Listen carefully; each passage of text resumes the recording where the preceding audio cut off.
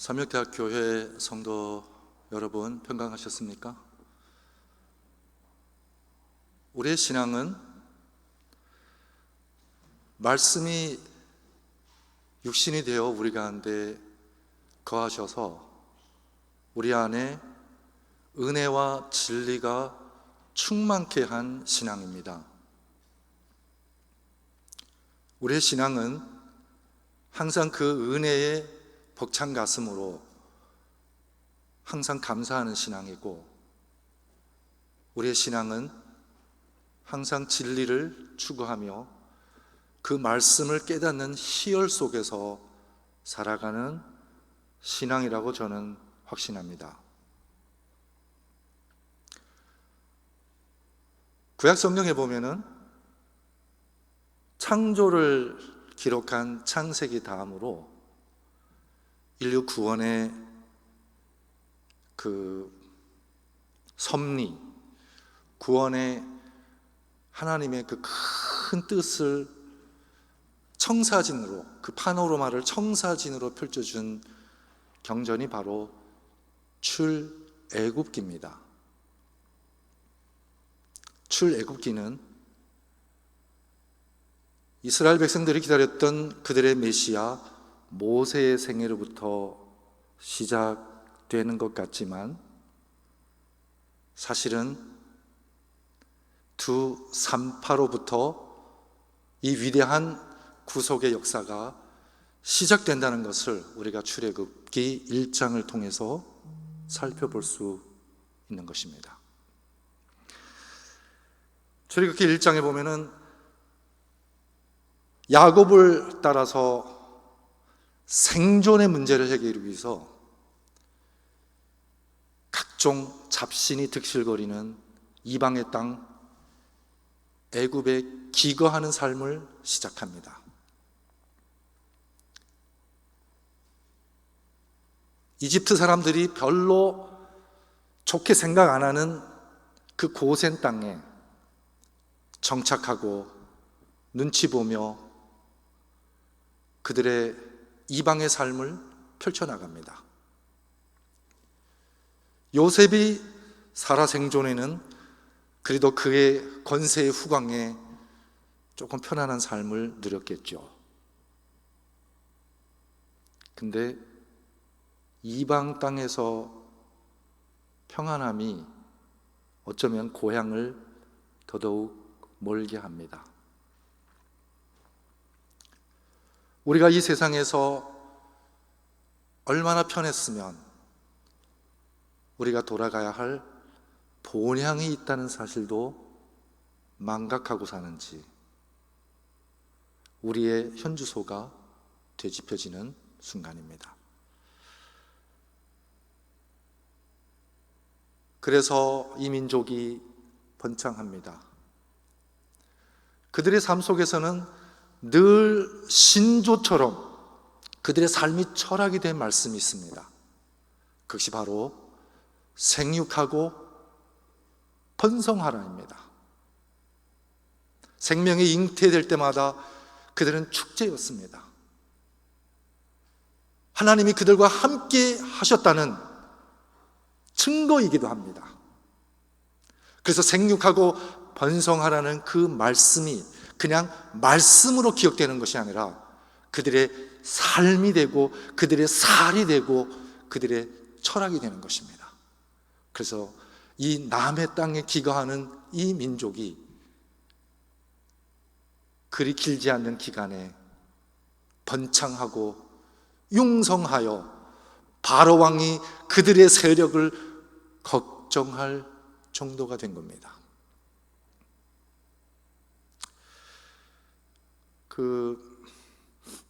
동부에서 몰몬교가 더 이상 발붙일 곳이 없어서 서부로 이사를 갑니다. 가다가 지쳐서 유타주 데스밸리에 텐트 치고 그냥 여기서 살든지 죽든지 그냥 쇼부 보자 하고 텐트를 내렸습니다. 한 세기가 조금 더 지난 세월 동안 유타주 인구의 75%가 몰몬 교인입니다. 그들도 그들의 신앙의 삶 속에서 하나님의 말씀이 하나를 실천했습니다. 그것이 바로 생육하고 번성하랍니다. 오늘날 대한민국이 출산율이 0.몇 %라고 하죠. 0.8%, 83인가 그렇게 들었는데, 그래서 이 못난이가 됩니다. 애를 낳고 싶어도 못 낳는.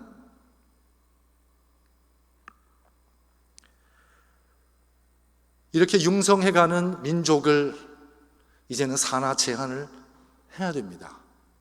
그래서 바로가 두 산파를 왕궁으로 부릅니다. 왕궁으로 불려간 그 두 산파가 바로 십브라와 부하입니다. 아마 수많은 산파들 중에 짱이었을 겁니다. 이 두 산파의 영향력은 전국에 흩어져 있는 히브리인 산파를 영향 줄 수 있을 만큼 리더였을 겁니다. 이 두 산파만 설득하고 이 두 산파에게 명이 하달되면 전국에 있는 히브리 산파들이 다 움직일 거라고 바로는 생각하고 불렀을 겁니다.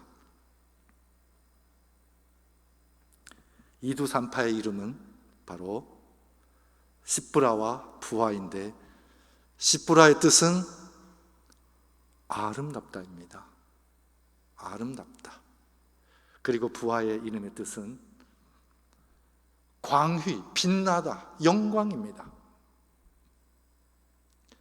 대개 산파들은 그다지 고귀한 직업은 아니었을 겁니다.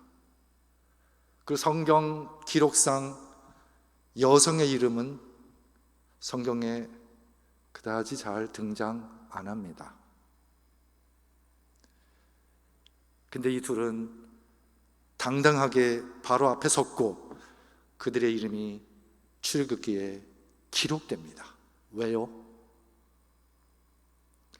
이스라엘 백성들을 구출하는 이 놀라운 구속의 역사가 바로 이 두 여인으로 말미암아 시작되기 때문입니다.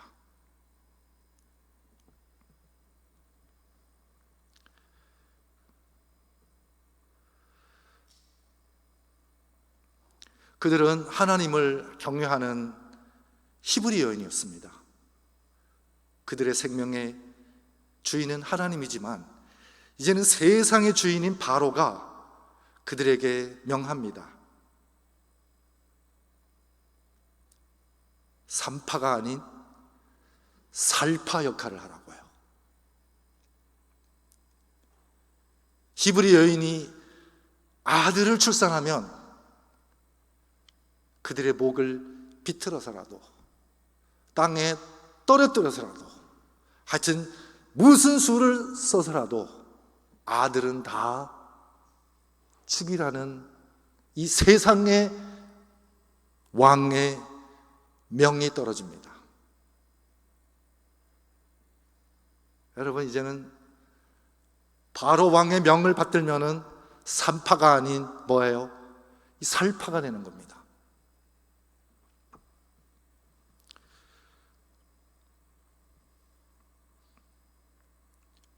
그런데 이 두 여인은 이 어마무시한 바로 왕의 명을 어깁니다. 여러분, 바로 왕의 명을 어기는 대가가 뭔지 아시죠? 그거는 죽을 각오를 해야 되는 것입니다.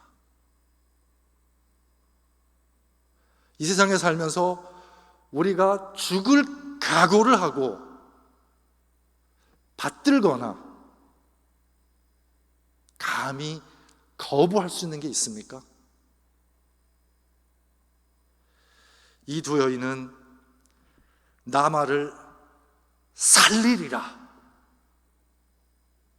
마음 먹습니다.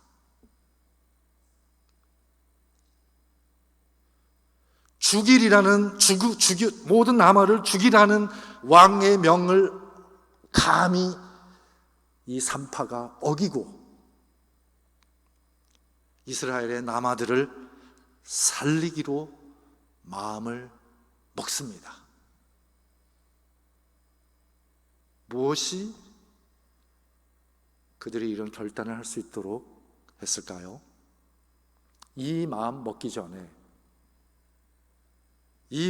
전에 그들의 마음 속에는 하나님에 대한 경외로 가득 차 있었기 때문입니다. 이 경외심이 없이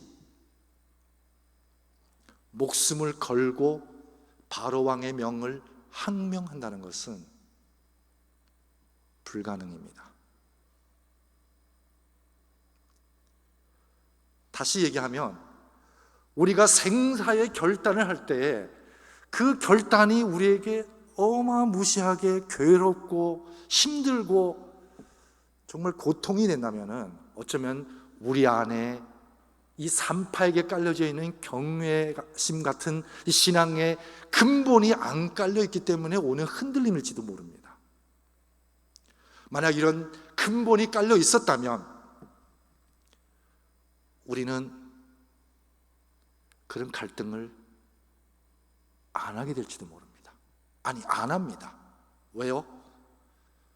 하나님 안에서 이걸 택할 거냐 저걸 버릴 거냐 취사 선택의 고민이 아니라 하나님 안에서는 항상 더 좋은 선택뿐입니다. 아브라함이 우르를 나설 때에 고향을 등지고 나가는 발걸음이 과연 무겁고 괴로웠을까요?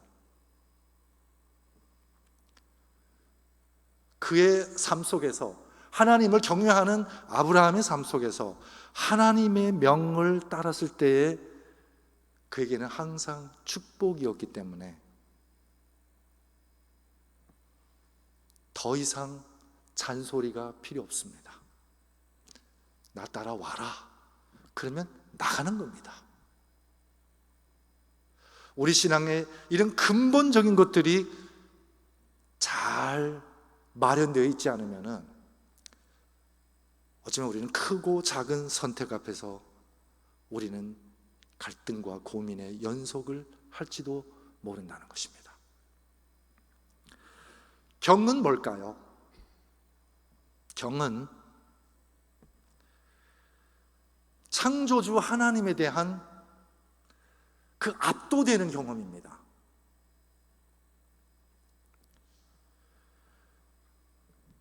이 두 산파가 하나님을 경외하기 때문에 금방 태어난 그 핏덩어리들의 생명을 앗아가는 것이 그들이 죽는 것보다 더 아프고 힘든 일이었습니다. 생명의 주인이신, 생명이신 하나님을 경외하는 그 마음에는 생명에 대한 경외심이 있다는 것입니다. 그 경외심은 우리의 삶 속에서 생명에 대한 자비로 환원되는 것입니다. 비는 슬플 비자잖아요. 남이 안 되는 게 아픕니다. 자는 남이 잘 되기를 바라는 마음입니다. 이 땅에서 누가 내가 잘 될 때에 자기가 잘 된 것보다 더 기뻐해 줄까요? 이 땅에서 누가 내가 아플 때에 내가 아픈 것 그 이상으로 아파해 줄까요? 그런 사람이 한 사람이라도 이 땅에 계신다면 우리는 행복한 사람입니다. 저희 부모님이 그런 분이셨어요. 근데 다 고인이 되셨어요. 부모님들이, 어르신들이 앞서 다 가시면은 이제는 우리가 어린이 될 차례입니다.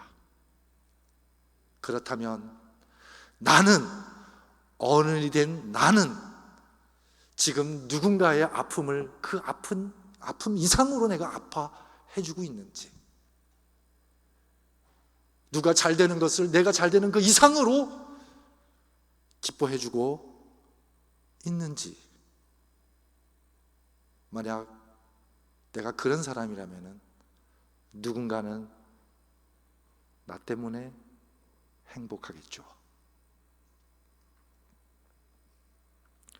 한의사가 밥을 먹고 아주 기분 좋게 서예를 하고 있었어요. 근데 갑자기 환자가 급하게 대문을 두드리는 겁니다. 의사 선생님, 제발 살려주세요. 이미 문은 닫았고 오늘 문지는 다 끝났는데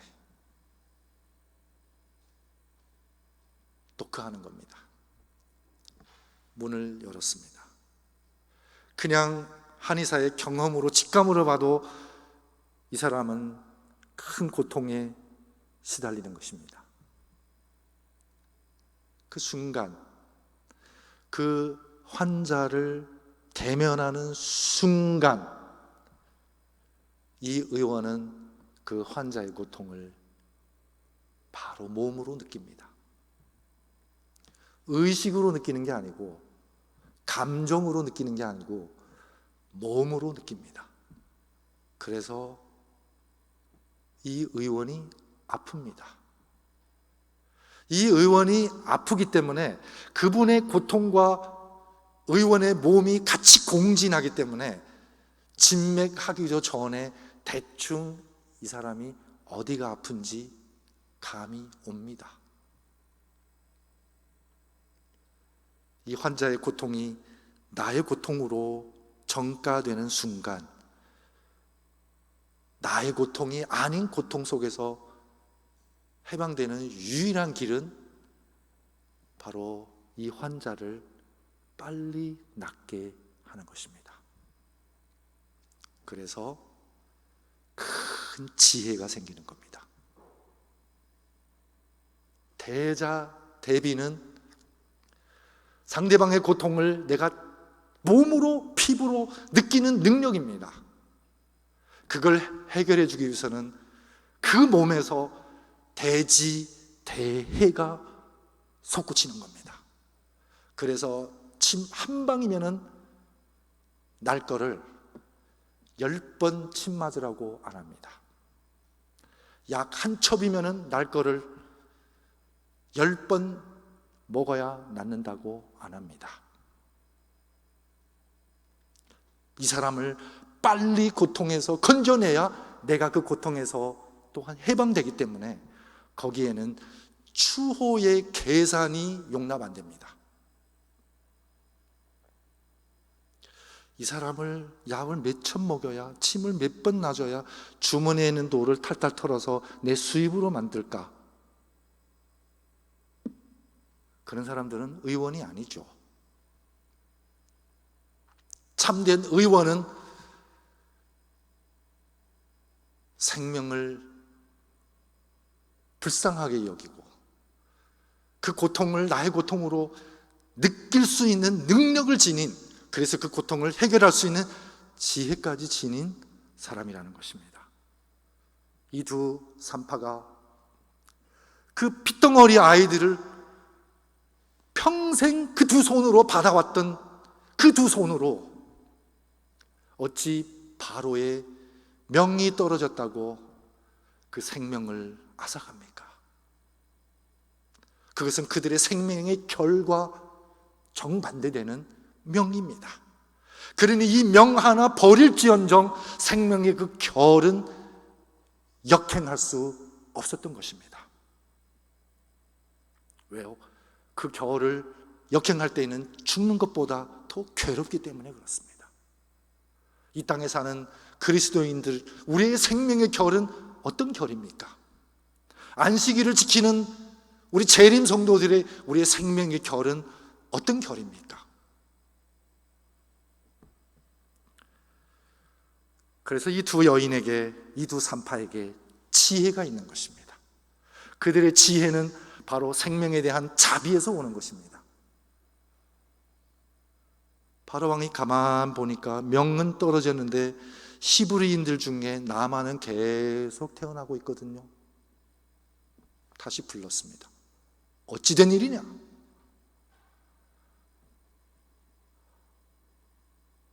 히브리 여인들이 너무나 건장해서 우리 산파가 도착도 하기 전에 지들이 알아서 애를 다 순풍순풍 낳아버렸사옵나이다. 얼마나 지혜롭습니까?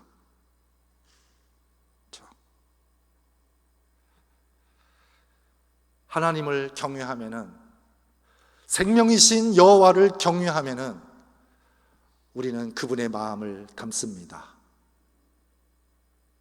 생명에 대한 자비심이죠. 그리고 하나님을 경외하면은 그분을 경외하는 그 자체가 지혜의 근원이 되고 있습니다. 경외할 때 이 경은 바로 생명에 대한 배려입니다. 노아 일가가 방주에 들어가서 천사가 방주의 문을 닫습니다. 370여일을 방주 속에 머물죠. 구원받은 노아 일가의 일상은 무엇이었을까요? 기도하고 교과 공부하고 말씀 받을까요? 물론 그런 삶도 있었겠죠. 제 상상으로는 방주에 들어간 구원받은 노아 일가의 일상은 바로 그 방주 속에 있는 모든 생명들을 보살피는 일입니다. 구원받은 백성들의 일상은 생명을 배려하는 일입니다. 그래서 생명을 경외하고 자비심과 지혜로 가득 찬 우리 주변에는 고통이 해소되고 불편함이 해소되고 당신하고 같이 있으면은 참으로 편해.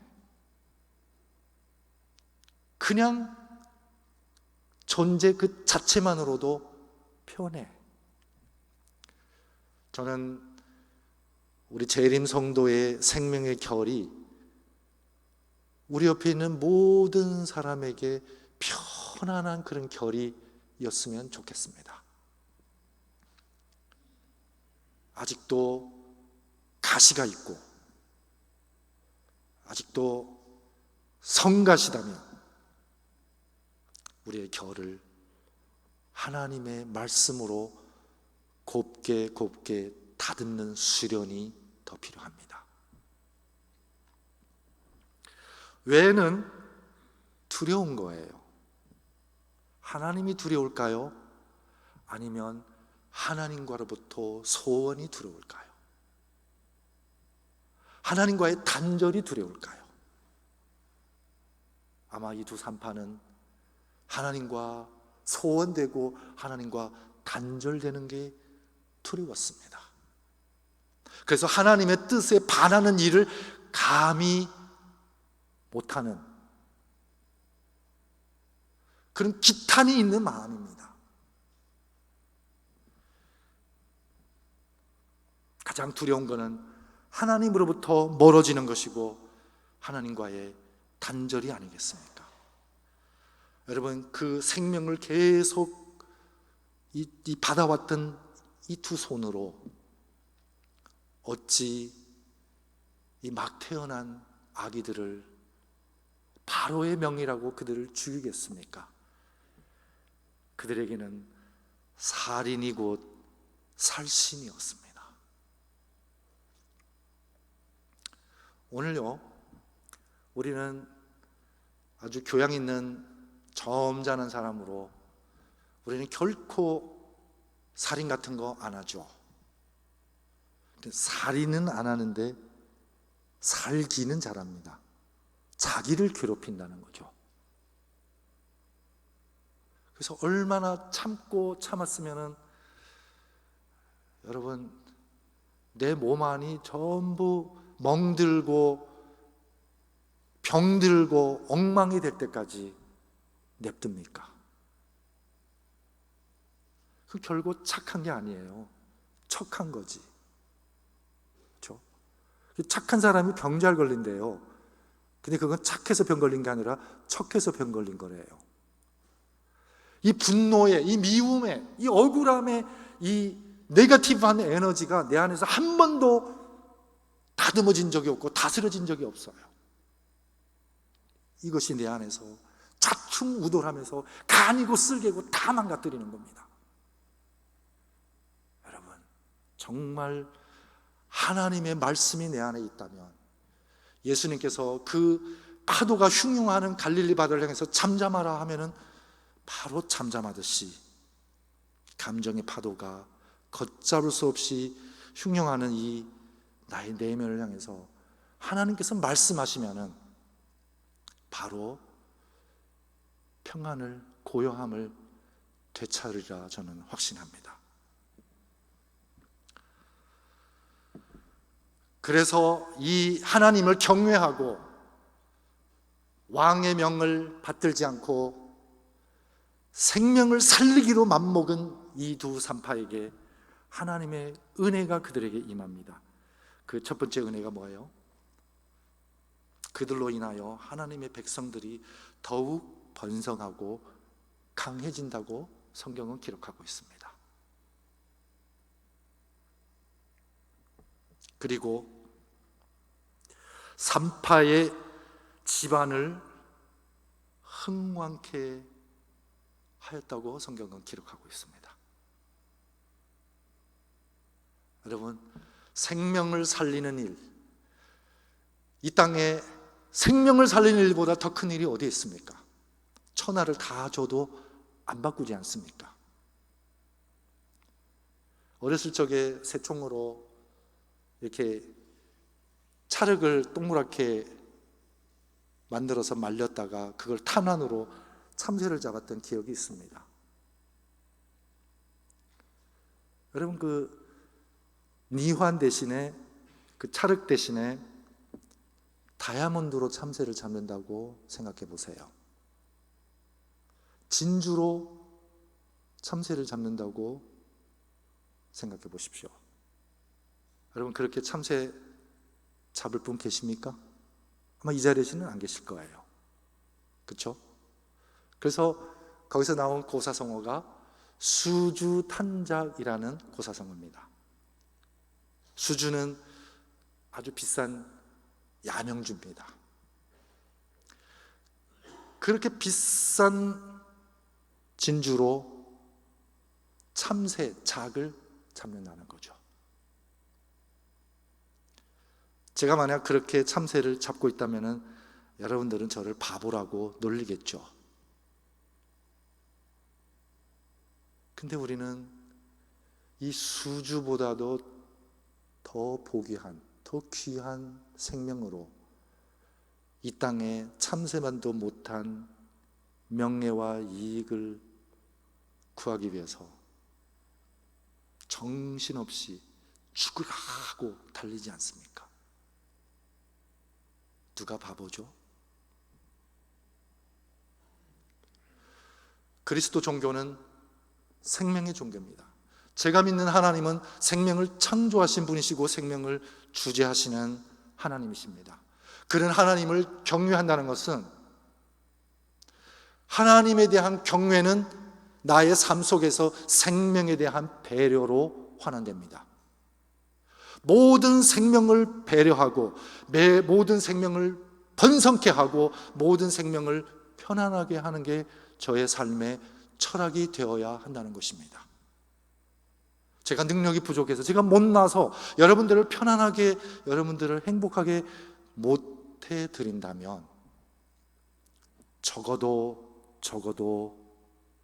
괴롭히는 존재가 되어서는 아니 됩니다. 만약 저에게 있는 권력과 저에게 있는 재력과 저에게 있는 지력이 누군가를 괴롭힐 수 있는 힘이 된다면 저는 하나님 그 힘을 저에게서 빼주세요, 그렇게 구하고 싶습니다. 그 힘으로 더 많은 사람들에게 평안함과 편안함과 기쁨을 가져다 주는 에너지라면 하나님 더더욱 충만케 하옵소서. 축복하여 주시옵소서. 당신의 은혜가 충만케 하여 주시옵소서. 그렇게 기도하고 싶습니다. 출애굽의 위대한 구원의 역사는 하나님을 경외하는 두 여인으로부터 시작됩니다. 출애굽기 1장에 이 두 여인이 등장하죠. 출애굽기 2장에는 또 수많은 여성들이 등장합니다. 모세의 어머니, 그의 누나, 그리고 애굽 궁중에 있는 여인들. 여러분, 이 땅에 가장 하나님을 닮은 심성이 있다면 저는 그것은 모성이라고 확신합니다.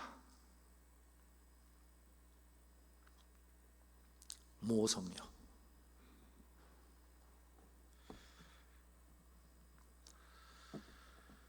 그래서 우리 재림 성도들은 우리가 전해야 할 영원한 복음이 있죠. 그 영원한 복음은 바로 뭐죠? 창조주 여호와 하나님을 뭐하자? 경외하자. 경외하자. 왜요? 이 땅의 가장 귀한 생명, 그 모든 생명이 하나님으로부터 지음받았고 하나님과 연결되어 있지 않습니까? 그 연결이야말로 저를 이 땅에서 가장 고귀한 존재로 만들어주기 때문입니다. 이 땅의 돈, 명예, 지식 이런 것들은 다 이 겉옷들이에요. 겉옷. 그렇죠? 속사람은 하나님과 연결되어 있고 하나님의 자비와 하나님의 지혜로, 진리로, 은혜로 가득 찬 속사람이어야 합니다. 그래서 이 땅에서 다 벗어 던져도 내 안에 하나님의 은혜로 꽉 차 있는 속사람이 건재하다면 우리는 분명 복받은 사람들입니다. 마지막으로 인생 3견, 하나님에 대한 경외, 그것은 생명에 대한 배려와 존중과 그리고 자비입니다. 이런 마음을 가질 때 하나님은 우리에게 분명 지혜를 줍니다. 그 지혜는 소지소해가 아닌 대지대해입니다. 그래서 불경을 번역할 때에 이 대지대해를 그냥 지혜로 번역할 수가 없어서 그냥 산스크리트어의 반야를 그대로 가져왔어요. 외래어로. 이거는 하나님과 연결되어 얻어지는 지혜이기 때문에요. 그리고 경애입니다. 인간과 인간 관계 속에서